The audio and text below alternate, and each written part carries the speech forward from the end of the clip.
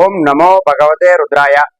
అమ్మవారు మహాలక్ష్మి స్తోత్రాలు చదువుతూ ఉన్నప్పుడు మనకి మహాలక్ష్మి అనుగ్రహం ఎక్కువగా కలుగుతుంది. అయితే ఎవరైతే ఆర్థిక సంబంధమైనటువంటి విషయాలతో బాధపడుతూ ఉంటారో, ఆర్థిక పరమైనటువంటి చిక్కుల నుండి బయటపడాలి అన్నా, మన ధన సంపాదన అంతా కూడా పెరగాలి అన్నా సరే, మనం అమ్మవారు మహాలక్ష్మి అమ్మవారిని మనం నిరంతరము ఆరాధిస్తూ ఉండాలి. ఎవరైతే అమ్మవారిని నిరంతరము కూడా ఆరాధిస్తూ ఉంటారో వారికి ఆర్థికమైనటువంటి సమస్యలన్నీ కూడా తొలగి అమ్మవారి అనుగ్రహంతో చక్కనైనటువంటి ధన సంపాదన అంతా కూడా కలుగుతుంది.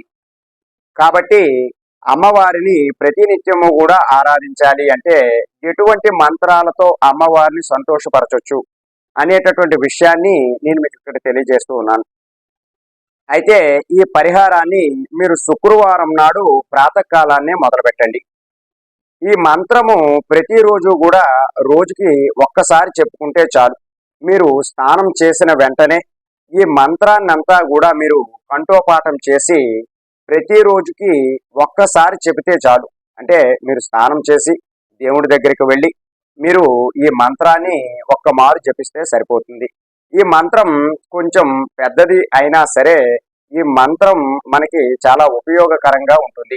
అయితే ఆడవారు ఆటంకం కలిగినప్పుడు మాత్రం 5వ రోజు నుండి వారు ఈ మంత్రాన్ని జపం చేసుకొనవచ్చును. అయితే ఈ జపం చేయడానికి ఒకే ఒక్క మారు జపం చేస్తాము కాబట్టి మనం ఎటువంటి నియమాలని కూడా పాటించిన అవసరం లేదు. కాబట్టి ప్రతిరోజు ఉదయాన్నే మీరు ఎప్పుడు స్నానం చేస్తే అప్పుడు మీరు స్నానం చేసిన వెంటనే ఈ మంత్రాన్ని తప్పకుండా ఒక్కసారి చెప్పుకోండి చాలు. తప్పకుండా మీకు ఆర్థిక పరమైనటువంటి ఇబ్బందులన్నీ కూడా తొలుగుతాయి.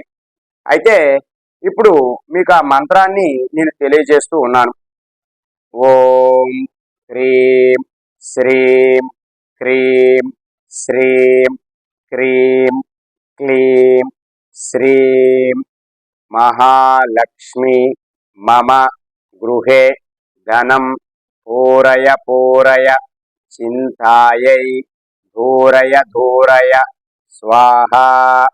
మరొకసారి చెబుతున్నాను, ఆ మంత్రం చూడండి. ఓం హ్రీం శ్రీం క్రీం శ్రీం క్రీం క్లీం శ్రీం మహాలక్ష్మి మమ గృహే ధనం పూరయ పూరయ చింతాయై ధూరయ ధూరయ స్వాహ. ఈ మంత్రాన్ని మీరు ప్రతిరోజు కూడా ఒక్కసారి జపించండి.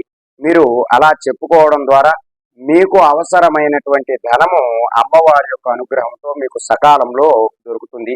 కాబట్టి అప్పుడు అమ్మవారి యొక్క అనుగ్రహం పొందడానికి మీరు ఈ మంత్ర జపాన్ని అయితే ప్రతిరోజు కూడా కంఠోపాఠంగా ఒక్క మారు చెప్పుకోండి చాలు. మీ అందరికీ కూడా మహాలక్ష్మి అనుగ్రహం తప్పకుండా కలుగుతుంది.